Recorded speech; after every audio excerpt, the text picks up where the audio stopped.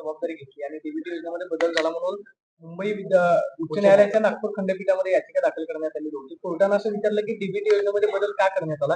2400 रुपयाचा जो कृषी पंप होता तो 3400 रुपयांना का करण्यात आला किंवा जी ऑर्डर आधी देण्यात आलेली आहे त्याचा फटका सर्वसामान्य या संदर्भात मला काही माहिती नाही. मी माहिती घेऊन त्या विषयावर भाष्य करेन. सर, काल सैफ अली खान यांच्यावर जो हल्ला झाला त्याआधी 2 दिवसापूर्वी शाहरुख खानच्या घरावर सुद्धा घुसण्याचा प्रयत्न आहे तो काही संशयितांनी केलेला आहे. अभिनेत्यांना कुठेतरी आता टार्गेट केलं जाते अशा पद्धतीने. काल सैफवर जो हल्ला झालाय तो आरोपी अजूनही अटकेत नाही. काल जी घटना झाली ती तर वस्तुस्थिती आहे, परंतु मला वाटतं की या संदर्भामध्ये पोलीस प्रशासन त्यांनी भरपूर पथक त्या ठिकाणी नेमलेले आहेत आणि जो कोण आरोपी असेल त्याचा शोध त्या ठिकाणी घेतला जाईल. मला वाटतं की आरोपी मिळाला की त्याच्या पाठीमागचं कारण पण त्या ठिकाणी उघड होईल. कायदा सुव्यवस्थेचा प्रश्न उपस्थित केला जातो विरोधकांकडून. जर बघा, घटना झालेली वस्तुस्थिती आहे, परंतु याचा अर्थ एखाद्या घटनेवरनं लगेच आम्ही कायदा व सुव्यवस्था किंबहुना त्याच्यावर खूपच मोठी राजकीय भाष्य करणं ही काही उचित नाही. शेवटी मुंबई ही आपल्या राज्याचे आणि देशाचं एक महत्वाचं शहर आहे. प्रत्येकाने बोलत असताना जबाबदारीने बोललं पाहिजे.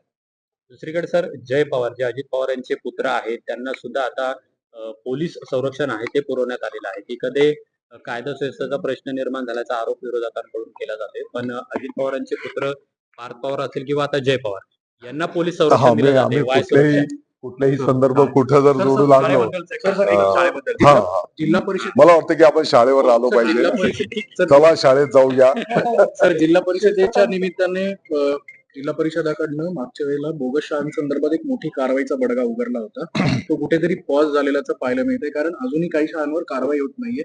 अशा शाळांवर आपण पुन्हा एकदा नव्याने कारवाईला सुरुवात करतोय. पुण्यात जास्त आहेत जिल्ह्यात, म्हणजे बोगस शाळा, बनावट प्रमाणपत्र कागद वापरून तयार केलेल्या असल्या जर काही घटना असतील तर निश्चितपणे त्याचं चौकशी केली जाईल आणि जे चुकीचं असेल त्याच्यावर कारवाई केली जाईल. भंडारा जिल्ह्यामध्ये आता एक प्रकार असा पुढे आला की ज्या नगर परिषदेच्या शाळेत पवनी जे कम्प्युटरचं साहित्य आहे किंवा डिजिटल शिक्षणासाठीचं जे साहित्य आहे ते तर मिळालं नाही, जिथे मिळालंय ते धोक्यात पडलंय. तर अशा संबंधानं नाही, मी मान्य केलंय ना की कुठे असल्या काही तुम्ही सुरुवातीला जो प्रश्न विचारला त्याच्यात मी मान्य केलं की काही ठिकाणी होऊ शकतं की तुम्ही सांगता ती वस्तुस्थिती असेल ती दुरुस्त करू आम्ही.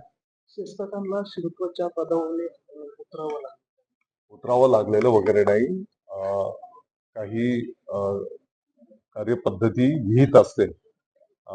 आता शिरसाट महोदयांना मंत्रिपदाची जबाबदारी देण्यात आली तर साहजिक आहे नियमाप्रमाणे मग आधी तर ते पद रद्द होत आहे.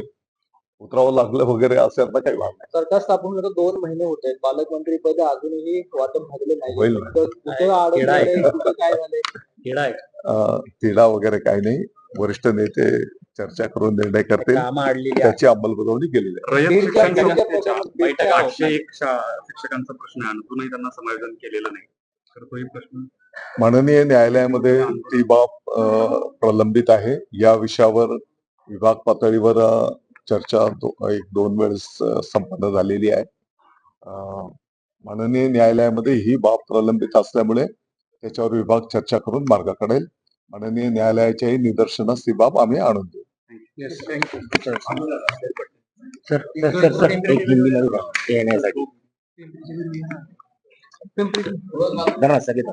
दोन मिनिटं दिले ते टाकलं.